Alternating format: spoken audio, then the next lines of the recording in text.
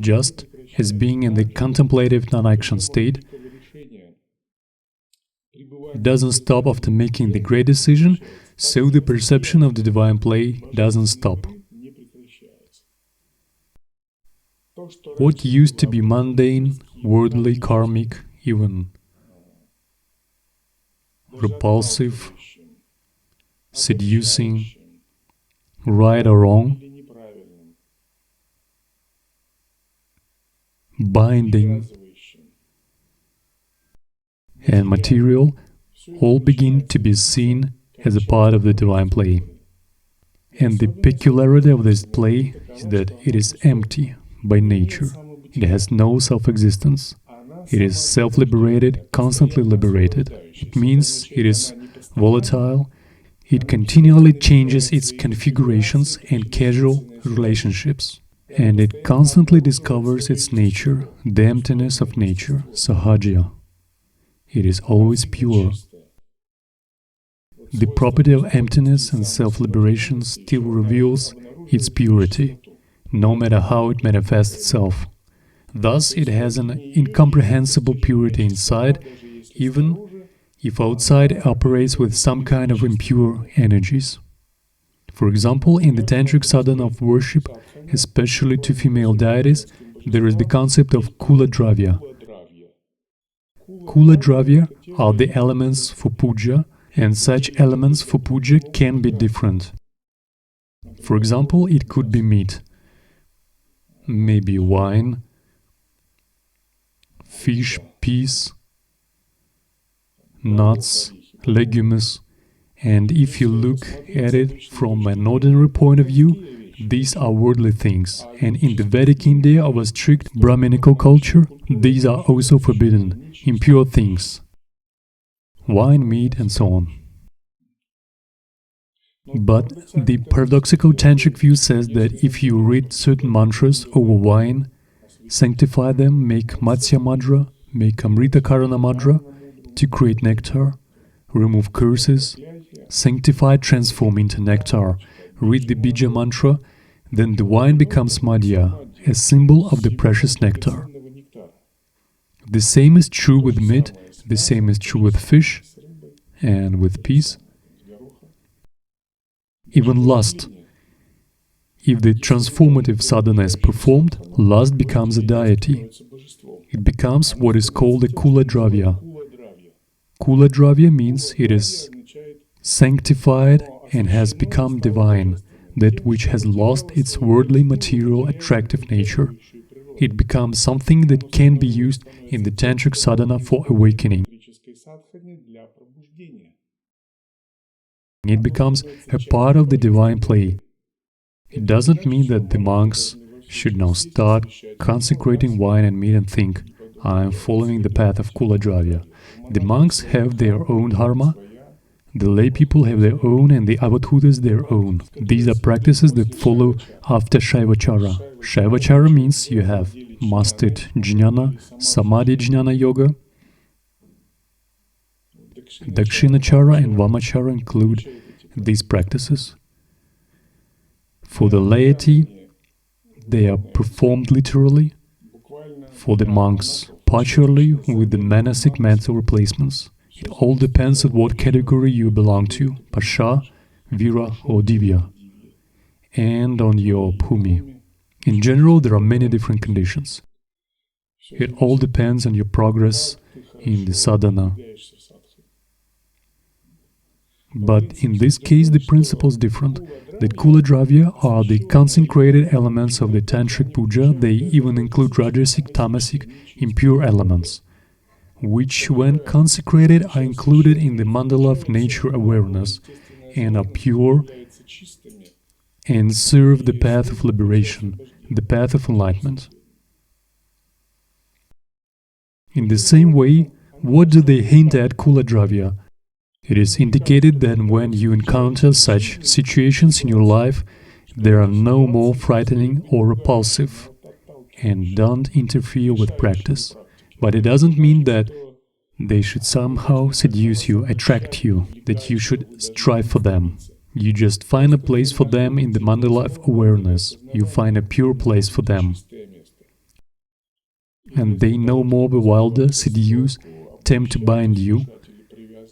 You see them as a void play, a pure, perfect play of energy, of awareness that can no longer cloud your mind. And all the situations that arise after making the great decision are always seen as a play. If you don't see the play, you are wrong. If you see the situation as real and you don't have a vision of the play, then you are already mistaken, so you fall out of the space of contemplation. Your great non-action has collapsed. As long as there is the great non-action and contemplation, you must see everything as a play. Not exactly you must, but you see it as a play. When destruction occurs, you stop seeing the play, the great non-action, and the woe of the one Samaya is lost, so you have to restore it. Therefore, after the great decision is made, the sadhu, who has entirely accepted the one Samaya as his path, has no more problems. Why is that? Everything is a path, yes. And what else? The nature of divine play. Yes, the nature of the divine play is such that there can be no problems in it. The divine play is godly. Divine means totally gracious, which means that not even shadow of dirt can be found in it. If you find it, that's your problem. This is not the problem of the divine play. As they say, not even a shadow of dirt can be found on an island made of gold. The very nature of the divine play is completely always perfect, initially pure and gracious. But if you have not accepted the path of one Samaya deeply, if you have not accepted the great non-action deeply, or simply haven't yet understood how to keep the tantric Samaya, you can enter into an impure vision. Therefore, we say tantric Samaya is to respect the tantric practices, substances, Samaya brothers and sisters, the teaching, the guru, and so on. And this very nature of the divine play is always gracious, so you have no problems. Even if it seems that there are problems on the physical level, there are no problems in the consciousness. Always a game. And the game is an attribute of what? Of Ishvara, yeah, too, but at the lower aspect, it is an attribute of the mandala and the deities. And when you are in the mandala, in the perception of the mandala, in the perception of the deities, you always have no problems, because it's always a blessing. To fall out of the mandala, to fall out of the vision of deities, is always to find problems for yourself. Not falling out is the way never to have problems, because of the perception of the deities mandala. But what does it mean? Everything is one with your mind, and the mandala is always one with your mind. Everything is completely pure. Everything nourishes you and saturates you. Nothing destroys you or unbalances you. It doesn't interfere. Everything helps you. Thus, to perceive the mandala and deities means that the world is in accordance with you, and you are in accordance with the world. Everything nourishes you, everything is gracious, everything helps you, everything protects you. This is the perception of the mandala. That's why a stable sign of the third bhumi is the perception of everything as a game. Sometimes you can test yourself which bhumi you've achieved. Test yourself. Do you perceive everything as a game, as pure, always perfect or not?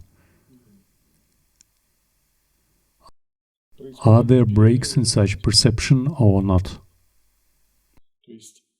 The result of being in an undistracted presence, the result of being in the great decision is necessarily the perception of the world as a dream, as an illusion, as an empty one, as an illusory one, as something one with your mind, and as a manifestation of a pure and perfect divine play.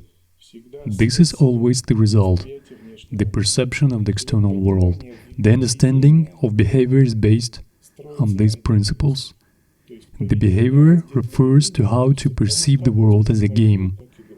How to perceive it as empty, pure, illusory, perfect, and inseparable with your mind. And the very way of contemplating in the Anuttara Tantra is different from the Tantric one. The Tantric method involves ritual sadhana and consecration, and so Kuladravya is obtained by mantras, rituals, upasana, and worship. But in Anuttara Tantra, after all, everything is different. In Anuttara Tantra, the whole world becomes Kuladravya by being directly present. The entire world becomes sanctified and deified in behavior by being in the natural state.